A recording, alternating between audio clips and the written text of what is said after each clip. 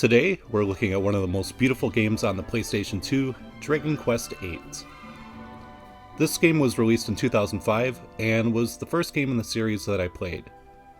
I never owned an NES, Super Nintendo, or Game Boy when I was younger, so I knew nothing about this series. When Dragon Quest VII came out for the PS1, I was still kind of an RPG newbie, and passed on it in favor of other games. Several years later, I asked a friend what he had been playing recently, and he told me about this game. From what I heard, it sounded interesting, so I traded in some old PS1 games and picked up this excellent RPG. When I booted up the game for the first time, I was blown away by the gorgeous cel-shaded graphics. The world was so bright and colorful, and I really loved Akira Toriyama's character designs. Also really enjoyed the way the world was presented.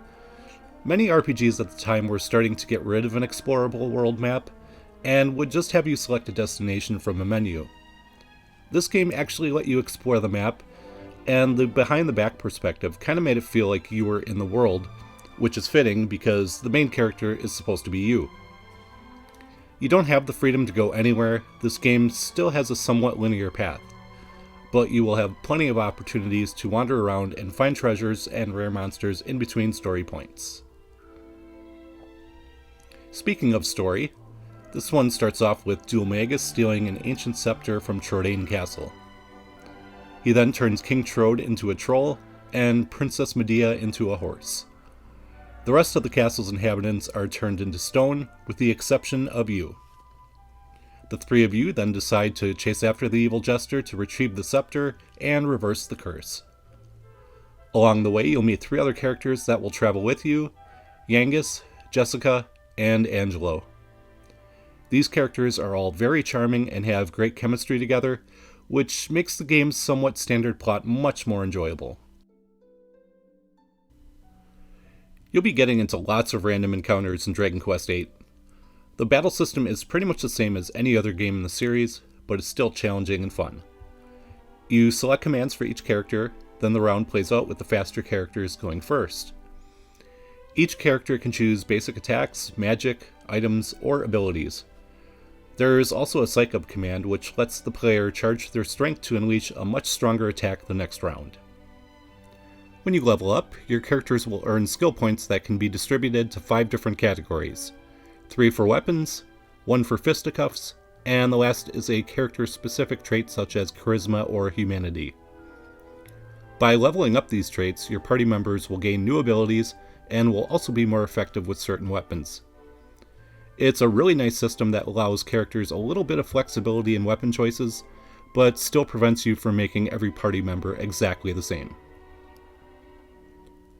Once you progress to a certain point in the story, you will gain access to the most useful feature in the game, the Alchemy Pot. This device lets you combine 2 or 3 different items together to create a much stronger item. This comes in really handy because money is somewhat scarce in Dragon Quest VIII, and this will let you craft some better weapons and armor. Besides the Alchemy Pot, there are several other side quests you can partake in. You can capture rare monsters and have them fight in the monster arena, gamble in the casinos in Pick'em or Baccarat, or find mini medals for Princess Minnie. All side quests lead to some really nice rewards and are well worth investing your time in. The soundtrack in this game is outstanding. Koichi Sugiyama's tracks are all well composed, and the fact that they're performed by the Tokyo Metropolitan Symphony Orchestra make the game's music sound incredible. It also features my favorite world map music from any RPG, Strange World, Marching Through the Fields. Dragon Quest VIII is a long game that takes about 70 hours to complete, although that time can easily exceed 100 if you want to see everything this game has to offer. It may be a little grind heavy at times, but the charming characters, great gameplay, and beautiful music and graphics make this one of the best games on the PlayStation 2, and the best game in the series. If you've never played a Dragon Quest before, this is a great place to start. And as always, I want to thank you guys very much for watching, and I will see you next time.